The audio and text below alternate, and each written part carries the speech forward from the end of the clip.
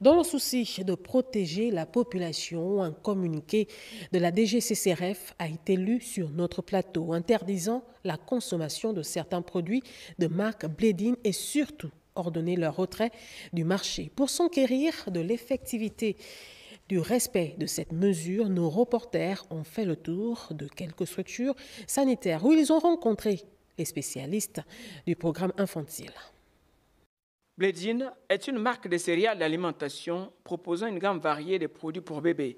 Ils sont conçus pour répondre aux besoins nutritionnels des nourrissons à chaque étape de leur croissance selon des cas particuliers. Mais nous, ici, on privilège le lait maternel.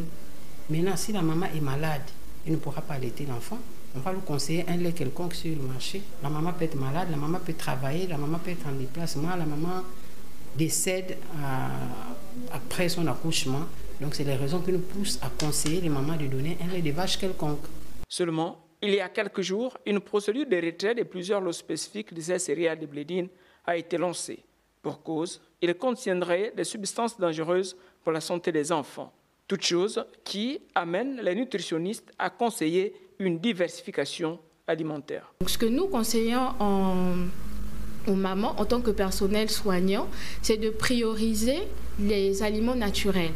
Donc que les mamans elles-mêmes fabriquent la nourriture de bébé parce que c'est beaucoup plus sain dans la mesure où elles sont conscientes de ce qui compose l'alimentation de leurs enfants. On amène les mamans à la cuisine avec leur bébé et leur carnet. On achète, qu'est-ce qu'on prépare aujourd'hui, par exemple les épinards, on mettra du poisson frais par exemple. On doit mettre les légumes comme l'aubergine, le gombo, la tomate, en tout cas. L'enfant doit manger bio. Pour prévenir la santé des bébés par une alimentation saine, les parents sont appelés à la vigilance en vérifiant attentivement les emballages des produits Blédine et à se rapprocher des spécialistes en la matière pour plus d'informations sur la conduite à tenir. Et parmi les produits retirés du marché, ceux contenant du miel. Notre rédaction revient sur les bienfaits et les méfaits de cet aliment chez les enfants de moins de 1 an. Sachant qu'il reste très précieux pour ses propriétés médicinales, le miel serait fortement déconseillé chez les nourrissons pour de multiples raisons. Lesquelles? On voit cela avec Miron Anguet. Aliment naturel produit à partir du nectar des fleurs, le miel est aujourd'hui encore l'un des remèdes naturels les plus populaires.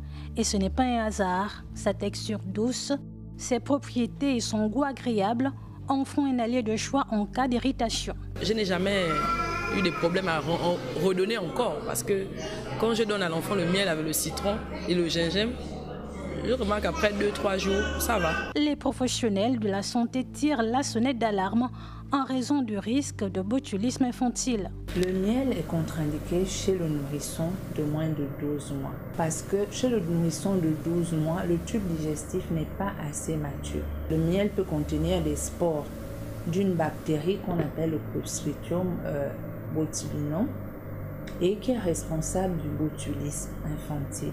Le botulisme, c'est une infection qui est causée par une bactérie et qui entraîne chez l'enfant, chez le nourrisson de moins de 1 an, une constipation opiniâtre et il peut entraîner une faiblesse au niveau des muscles. On a un affaissement au niveau du visage, on a un affaissement au niveau des paupières, on a le cou qui n'arrive pas à tenir et on va avoir une faiblesse vraiment généralisée. On parle souvent de bébé mou. Cette faiblesse-là au niveau des muscles, elle peut aussi se répercuter au niveau des muscles de la respiration.